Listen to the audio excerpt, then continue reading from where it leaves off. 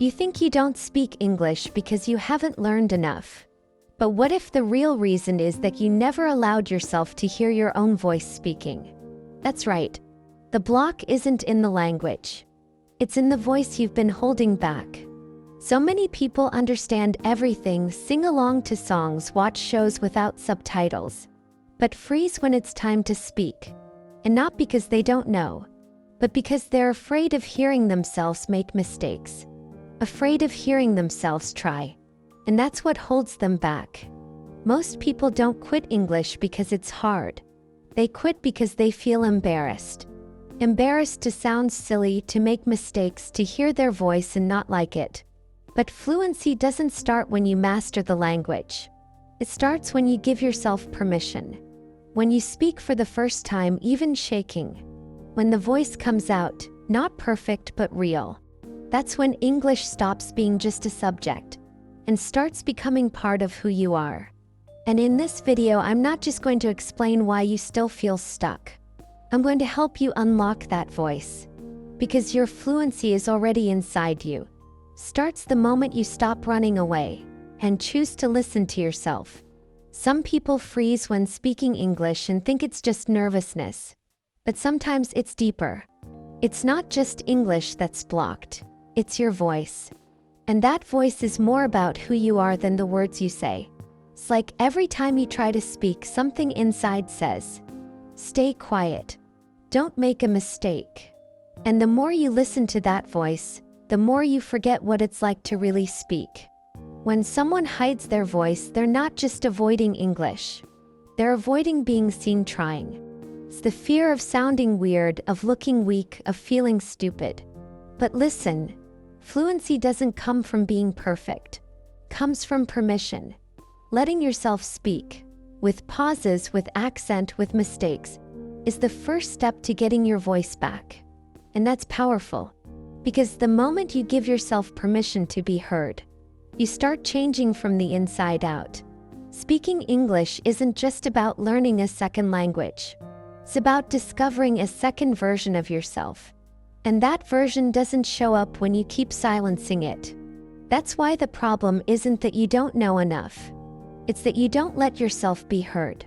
I've seen students with enough vocabulary to talk, but they couldn't make a sentence because they were ashamed of their voice. But fluency can't grow in silence. And what if the very voice you've been hiding is actually the key to unlock everything? The fear of speaking comes from an old story that was never healed. The fear of speaking English usually doesn't come from the language itself. It often comes from something in the past, a hidden emotional scar. Maybe a teacher laughed at your pronunciation, a classmate corrected you in a rude way, or someone in your family said, "You'll never learn this." Your voice got stuck, and no one noticed. So now every time you try to speak, you remember that pain. The fear isn't just about getting it wrong. It's about reliving the shame. These emotional scars turn into invisible blocks. You study, you understand, you listen to English every day. But when it's time to speak, you freeze. Not because you're lazy or not smart, but because your body says, "Let's not go through that again." And until that cycle is broken, no course or method will help. Because the real block is inside. English is just the stage. But the conflict is behind the scenes, in the story you carry about yourself. I once had a student who spoke very quietly, almost whispering. He thought he didn't know anything. But during a simple conversation, he answered everything right. No script, no translation. When we praised him, he cried. He said the last time he tried to speak, people laughed at him in front of the class. That was 11 years ago. His voice stayed silent all that time, until he finally heard himself being capable. His voice was there all along, just waiting for a new moment to be born. And what if your moment is now? Your English is stuck in your head. You just need courage to let it out. Many people understand English but keep saying, "I don't know anything." The irony?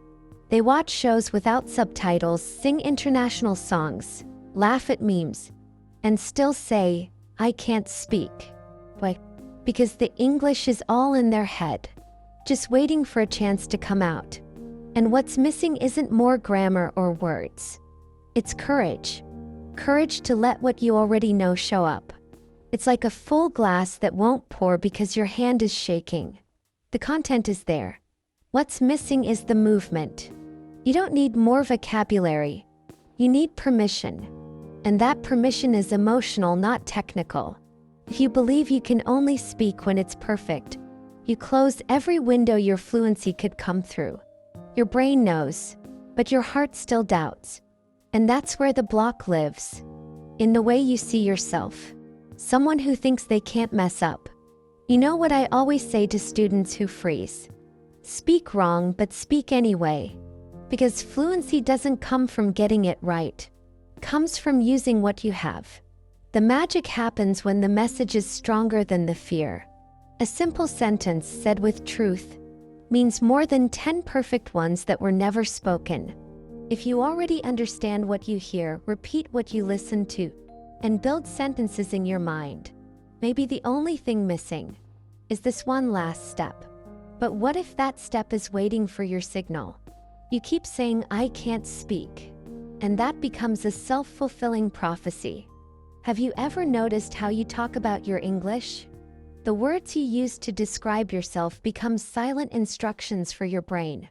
When someone keeps saying, "My English is terrible," "I can't make sentences," "I'm really bad at this," those phrases start to feel true even if they're not.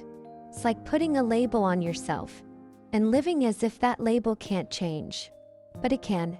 It turns into a kind of emotional spell. The more you say you can't, the harder it gets to try. The person might understand English, but still introduces themselves as a beginner forever.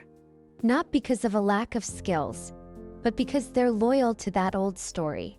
It's the classic "I wasn't born for this" that becomes a trap. But here's the truth. None of us were born ready. We learn. And to learn, we first have to stop saying, "I don't know." A simple change that can help break the cycle. Change the way you talk about yourself. Instead of saying, "I'm terrible at English," try saying, "I'm unlocking it." Instead of, "I always freeze," try, "I'm starting to feel more confident." These phrases aren't lies, they're bridges. They send a message to your brain that things are shifting. And slowly your brain starts to believe it. Because English, before it's spoken, is felt. But what if all of this starts with how you speak to yourself?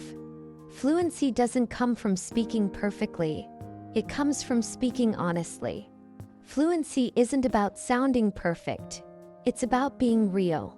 Some people have advanced vocabulary, polished pronunciation, they know all the grammar rules, but still freeze when they have to talk about how they feel. And others speak with a strong accent, make grammar mistakes, but speak from the heart. And people understand them. True fluency doesn't come from beauty. It comes from intention. Because what connects people is not perfect sentences. It's authentic presence. I remember a student who went on exchange super nervous. She said she knew nothing.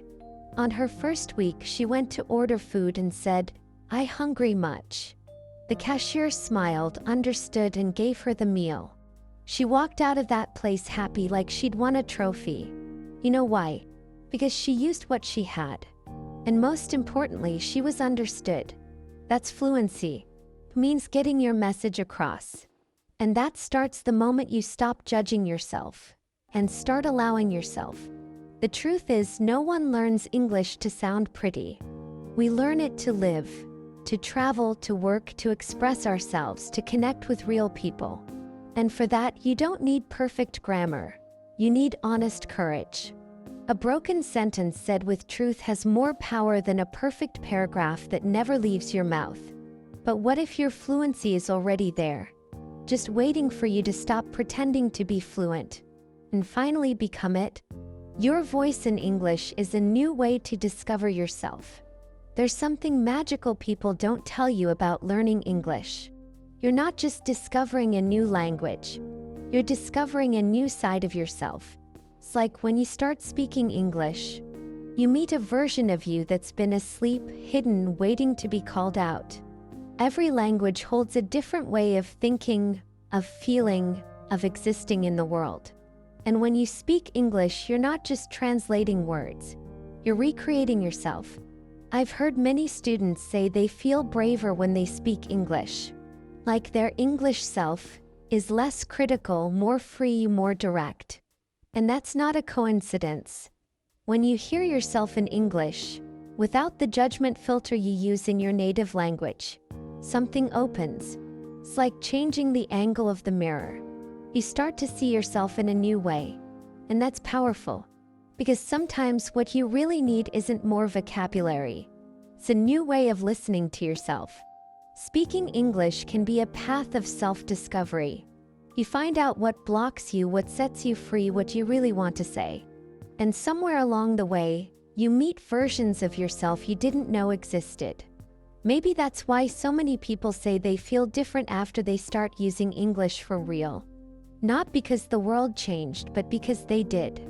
And if that change is already knocking on your door, does it still make sense to keep running from your own voice? When you stop running from your voice, you unlock your power. Here's the truth. Your voice carries more than words. It carries your story, your desire, your emotions, and your power. And while you keep hiding it, you'll keep feeling small, blocked, invisible. But the moment you choose to speak, even with fear, even with mistakes, even with accent, something shifts. It's not just English that starts to flow. You do. Because fluency is just a reflection of someone who stopped hiding. Some people spend their whole lives waiting to feel ready, not realizing the only thing they really need is courage. And courage isn't the absence of fear. It's speaking while shaking. It's sending that first voice message in English. It's ordering coffee without a script. It's writing a simple comment and posting it without checking it 10 times. These small acts, done consistently, free a voice that's been trapped for years. And once it's out, everything changes. And when that voice finally comes out, my friend, never goes back to where it came from. Because once you feel fluent in your own process, you'll never want to be silent again.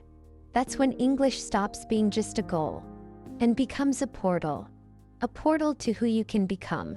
And maybe the only thing missing was for you to stop running and finally listen. Now be honest. How many times have you understood English, but still silenced your own voice? How many chances have you let pass because you thought it wasn't the right time, that your speech wasn't good enough? Here's the truth. The right moment never comes ready. It has to be created, with courage, with small tries, with the imperfect sound of your voice taking up space in the world. The English you want is already inside you, but it won't come out if you keep hiding behind shame. So, what are you going to do after this video? Will you record a voice message? Repeat a sentence out loud? Write something simple and post it without fear? Comment your next step below. Because when you write it, you commit. And that's already practice. That's fluency in motion. If this content lit something inside you, if it made sense to you, subscribe to the channel and turn on the notifications. Here you'll learn English the right way, from the inside out. And if you listened all the way to the end, it's because deep down you already know. Your voice is ready. You just have to let it out.